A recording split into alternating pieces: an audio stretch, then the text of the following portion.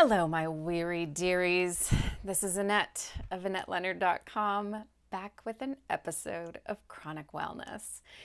As some of you know, every other week or so, I host an Instagram Live with an author, a thought leader, a sick person, and they are making such a sizable contribution to my knowledge base, my understanding, my spirit, and I've had some really fantastic guests.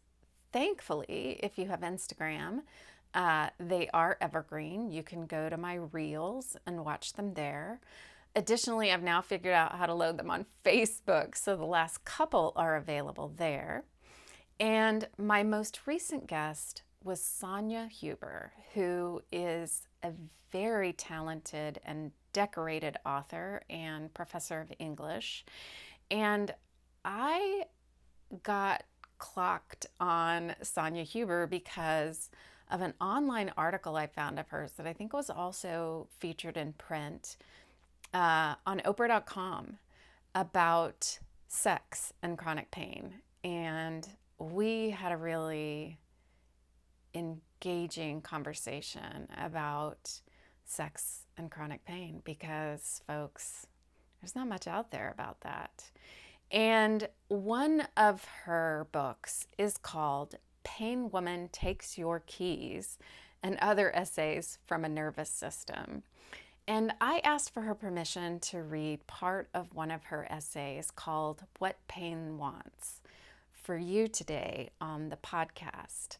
And in show notes, I will give you links on how to find Sonya Huber and her work, as well as a link, if I can, to the interviews on Facebook and Instagram. All right, let's jump in. What pain wants? Pain wants you to put in earplugs because sounds are grating. Pain has something urgent to tell you, but forgets over and over again what it was. Pain tells you to put your laptop in the refrigerator. Pain runs into walls at 45-degree angles and ricochets back into the center of the room. Pain resents being personified or anthropomorphized. Pain is a four-dimensional person with fractal intelligence.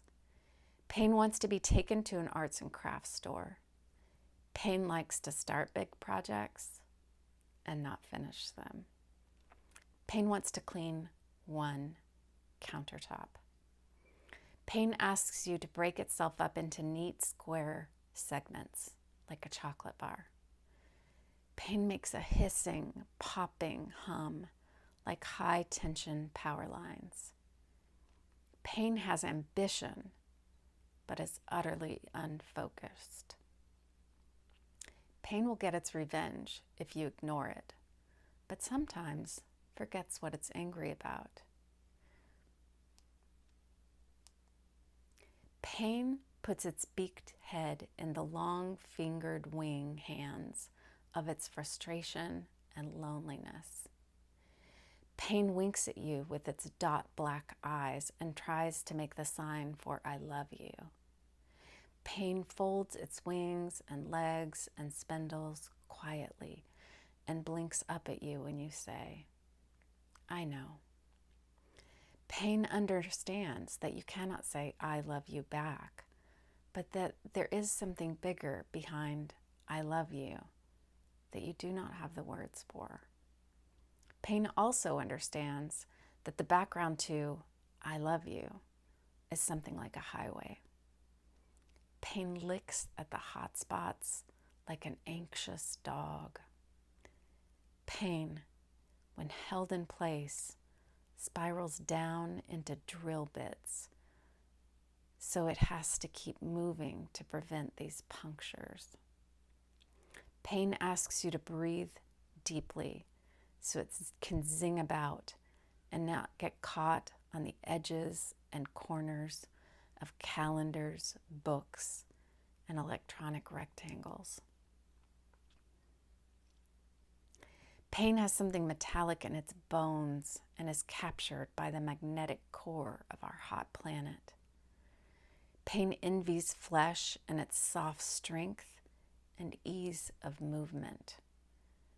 Pain inhabits curved, soft bodies in hopes of fluid movement and then cries when it breaks them.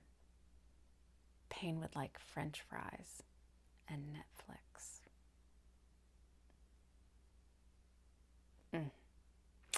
So I took excerpts out of that essay. That was not the essay in its entirety, but that whole book, Pain Woman Takes Your Keys and Other Essays, is filled with